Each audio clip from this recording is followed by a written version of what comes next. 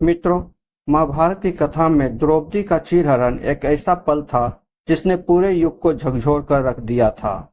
लेकिन चीरहरण के बाद द्रौपदी ने ऐसा क्या महसूस किया कि वे उसी कर्ण से मिलने गई जिसने उन्हें अपमानित किया था, वही कर्ण जिसने द्रौपदी को भरी राजसभा में वेश्या तक कह डाला था। इतना सब कुछ हो जाने के बाद भी आखिर द्रौपदी कर्ण से मिलने अकेले उसके शिविर में क्यों गई? कौरवों की वह राजसभा जहां धर्मराज युधिष्ठिर ने द्रौपदी को दांव पर लगा दिया, वह सभा जहां भीष्म, द्रोण और धृतराष्ट्र जैसे महान पुरुष मौन रहे, वहीं एक ऐसा व्यक्ति था जो मौन नहीं था बल्कि आग में घी डालने का कार्य कर रहा था। वह था सूर्यपुत्र कर्ण। कर्ण ने न केवल द्रौपदी को वेश्या कहकर भरी सभा में अपमानित किया, बल्कि दुशासन को वस्त्रहरण के लिए उकसाता रहा। यह अपमान किसी भी स्त्री के लिए असहनीय था। लेकिन बरसों बाद जब महाभारत का युद्ध होना लगभग तय हो गया, तब एक अकल्पनीय घटना घटी। द्रौपदी ने स्वयं श्री कृष्ण से आग्रह कर एक बार कर्ण से मिलने की अनुमति मांगी। कृष्ण ने पहले उसे रोका और कहा, जिसने तुम्हें अपमानित किया उसके पास क्यों जाना चाहती हो? परंतु द्रौपदी ने कहा, हे माधव, मेरे हृदय में कुछ ऐसे प्रश्न हैं जिनके उत्तर सिर्फ कर्ण दे सकता है। मैं युद्ध से पहले अपने उन प्रश्नों का उत्तर कर्ण से चाहती हूँ।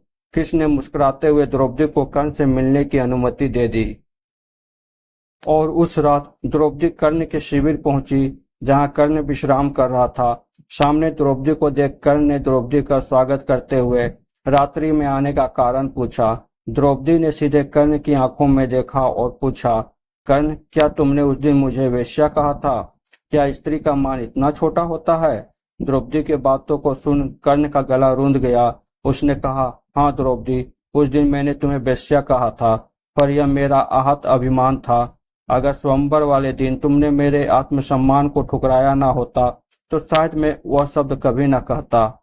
मैं आज भी अपमान नहीं भूला हूँ। उस दिन मैंने जो किया, जो बोला, वो मेरा क्रोध नहीं, मेरी पीड़ा थी। यह सुन द्रौपदी ने कर्ण से पूछा, कर्ण, अगर मैं उस दिन स्वयंवर में तुम्हें ना ठुकराती तो क्या आज सब कुछ अलग होता? कर्ण की आंखें भर आई। उसने कहा, हाँ शायद। यह युद्ध भी ना होता, शायद मैं कभी अधर्म के पथ पर भी ना जाता, शायद तुम मेरी पत्नी होती और मैं वह होता जो तुम्हारे सम्मान की रक्षा करता। कर्ण की बातों को सुनकर द्रौपदी कुछ देर मौन रही। फिर उन्होंने एक और प्रश्न पूछा, क्या अब भी तुम मुझे उसी नजर से देखते हो? कर्ण ने उत्तर दिया, नहीं, अब मैं तुम्हें अपराध बोध की नजर से देखता हूँ।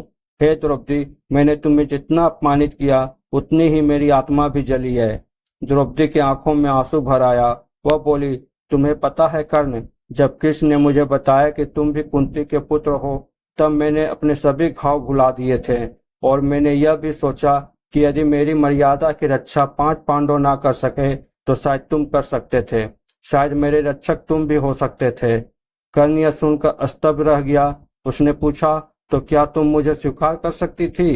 द्रौपदी बोली, यदि समय ने मुझे यह अवसर पहले दिया होता और तुम सत्य से स्वयं को दूर न रखते तो हाँ, मैं तुम्हारी हो सकती थी। यह कहते कहते द्रौपदी की आंखें भर आई। द्रौपदी के बातों को सुनकर कर्ण की आंखों में आंसू आ जाते हैं और कर्ण फिर द्रौपदी से कहता है, मेरे जीवन का सबसे बड़ा कलंक तुम्हारा अपमान है। मृत्यु से पहले मेरी केवल एक प्रार्थना है कि तुम मुझे क्षमा कर दो। द्रौपदी ने कर्ण की ओर देखा और कहा, कर्ण, तुम्हें क्षमा करने का अधिकार केवल मेरा नहीं, उन स्त्रियों का है जो आज भी अपमान में जी रही है। मैं बस इतना कह सकती हूँ, यदि आज तुम अधर्म का साथ छोड़ दो तो मेरे आंसू सार्थक होंगे। कर्ण ने धीरे से उत्तर दिया, अब बहुत देर हो चुकी है द्रौपदी, मैं अधर्म का नहीं अपने वचनों का बंदी हूँ। इतना कहकर कर्ण अपने शिविर से बाहर चला जाता है। कर्ण और द्रौपदी की उस रात की भेंट उनकी आखिरी मुलाकात थी। उसके बाद कर्ण और द्रौपदी के बीच कभी मुलाकात नहीं होती है, पर उस मिलन ने कर्ण के हृदय को बदल दिया। युद्ध के अंतिम क्षणों में जब कर्ण मरणासन्न पड़ा था, उसने कृष्ण से केवल यही वर मांगा कि द्रौपदी के आंसू व्यर्थ न जाए। दोस्तों, द्रौपदी और कर्ण के बीच का यह संवाद हमें यह सिखाती है कि जहां एक स्त्री अपमान सहकर भी क्षमा कर सकती है, वहीं एक महान योद्धा अपने जीवन के अंतिम समय में पश्चाताप भी कर सकता है। यह केवल दो पात्रों का संवाद नहीं था, यह था क्षमा और पश्चाताप का संगम। दोस्तों, यह थी आज की वीडियो।